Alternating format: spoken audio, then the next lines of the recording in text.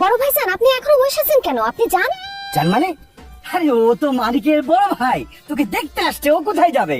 ওনাকে এখান থেকে যাইতে বলতেছি না তো, বাথরুমে যাইতে বলতেছি। ওনার অনেক আগে পেটে মোচড় দিচ্ছে। মনির ভাই, ঘটনা কি সত্যি? আরে আসলেই বাথরুম পাইছে, মানে বাথরুমে যাওয়া দরকার, মানে লজ্জায় বলতে পারতেছিলাম না। কিন্তু তুমি কিভাবে বুঝলা? ঘরের ভিতর থেকে জানলা দিয়ে দেখছি আপনি এখানে বসে বসে মোচামুচি করতেছেন আর ঘামতেছেন।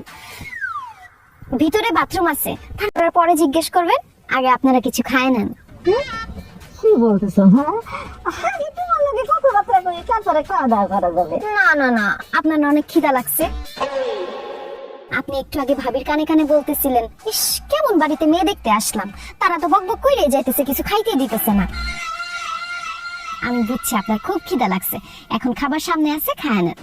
আমার ভাবি আর মা এখানে কানে কানে কি কথা বলতেছিল, আপনি ঘরের ভিতর থেকে কিভাবে শুনলেন? শুনি নাই। আপনার মা আর ভাবি যখন কানে কানে কথা বলতেছিল, তাদের ঠোঁট নড়া দেখে বুঝে ফেলছি তারা কি বলতেছে।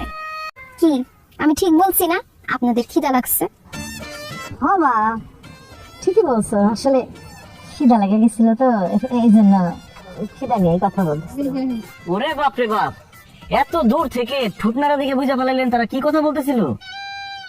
আব্বা, এই মেয়ে তো খুবই ডেঞ্জারাস। আরে না, ডেঞ্জারাস না, মেয়ে তো অনেক চালাক, চতুর, বুদ্ধিমতী, গুণবতী, খুবই সুন্দর। আমার তো খুবই পছন্দ হয়েছে। মা, আমার ছেলে তোমার মতো চালাক চতুর না হইলেও খুব ভালো ছেলে। জি, ছেলে ভালো। তার রাত জায়গায় নীলপরি নামের একটা মেয়ের সাথে কথা বলে, তার সঙ্গে প্রেম করে। এই, একদম ফালতু কথা বলবেন না। আপনি কে বলছে যে আমি নীলপরি নামের আইডির সাথে প্রেম করি, কথা বলি?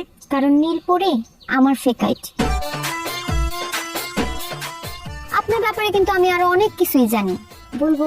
না না, আর কিছু বলতে হবে না। আব্বা মা, এই মেয়ের বিয়ে করার শখ আমার মিটে গেছে, চলো বাড়ি চলো। কোথাও যাওয়া চলবে না। আমার